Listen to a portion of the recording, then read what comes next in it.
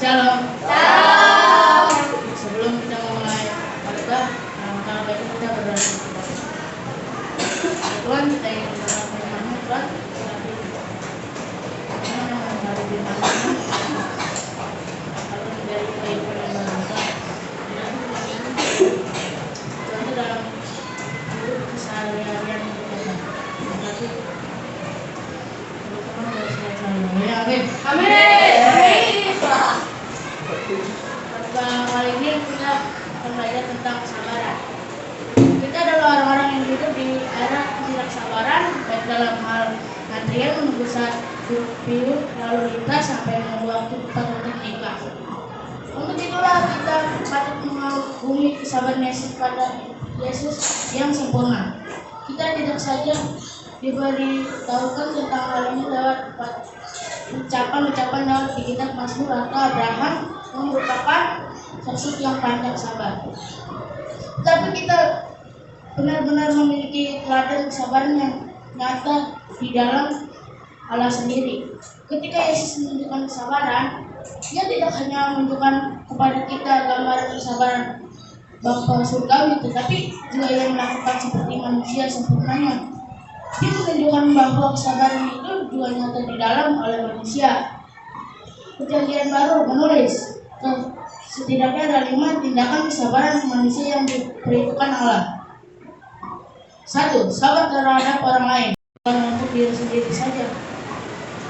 Seperti perempuan yang di samping Yesus dalam Lukas 8 ayat 15.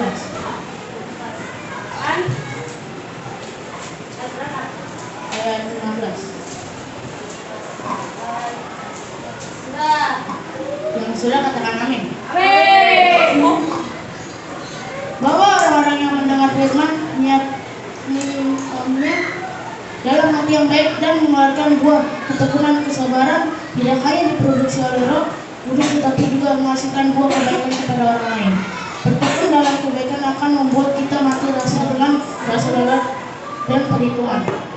3. Sabar dalam memimpin. Salah satu kebenaran yang paling mencolok tentang kesabaran dalam kita adalah kepemimpinan. Semua orang Kristen bisa meningkatkan kesabaran, tetapi hal itu bukan syarat untuk menjadi orang Kristen.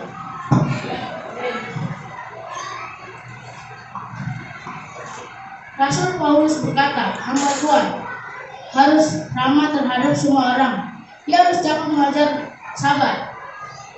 Kesabaran yang dimiliki Paulus lah yang diwariskan pada anak-anaknya Timotius. Di tengah kepemimpinan formal di gereja Kristen, kita harus menjadi contoh bagi kawanan domba. 1 Petrus 5 ayat 3. 1 Petrus 5 ayat 3.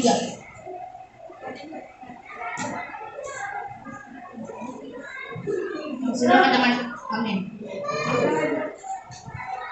Yesus menginginkan gereja tidak hanya mengalami kesabaran sempurna yang Dia miliki, tetapi untuk melihat kesabaran itu tinggal di dalam diri para jemaat melalui para pemimpin gereja. 4. Sabar dalam penderitaan. Tindakan kesabaran yang paling sulit dilakukan mungkin adalah sabar dalam penderitaan. Mungkin akan jauh lebih mudah bertahan menghadapi orang yang menjelekan saat tubuh Anda masih dalam kondisi sehat, tetapi bagaimana saat menghadapi mereka jika tubuh Anda dalam keadaan sakit atau terluka? Akankah Anda memiliki sedikit saran kepada Allah ketika masih belum mewujudkan janjinya sesuai dengan waktu yang tepat? Akankah kita bisa bersama dalam kesusahan? Bisa. Untuk kita ketahui, Allah sudah menetapkan agar anak-anaknya melalui penderitaan, Dia tetap menyiapkan anggur terbaiknya. Bagi penderitaan, kesabaran kita dalam penderitaan menolong orang lain untuk bisa hidup dalam kesabaran. 5. Kesabaran akan hari kedatangan Yesus. Sebagai Kristen, cita-cita terbesar kita adalah menanti yang terbesar yang masih belum kita miliki. Salah satunya adalah kita yang melihat Yesus muka dengan muka. Tapi jika kita mengharapkan apa yang tidak kita lihat, kita menantikannya dengan tekun. Roma 8 ayat 25.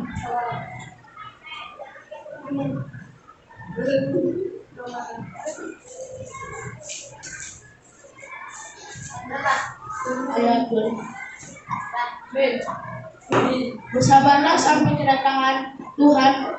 Teladanilah kesabaran seorang petani saat menantikan hasil yang berharga dari tani. Tekunlah hatimu karena kedatangan Tuhan sudah dekat. Menanti dengan sabar. Kedatangan Yesus adalah puncak dari kesabaran orang Kristen. Memandang sekeliling dan menyaksikan kekacauan di tengah dunia. Dan berkata berapa lama lagi Tuhan tidak mengiringi kesabaran, tetapi mendorong kesabaran yang lebih besar. Kita bisa selesai mendengar firman Tuhan. Kita berdoa terlebih dahulu.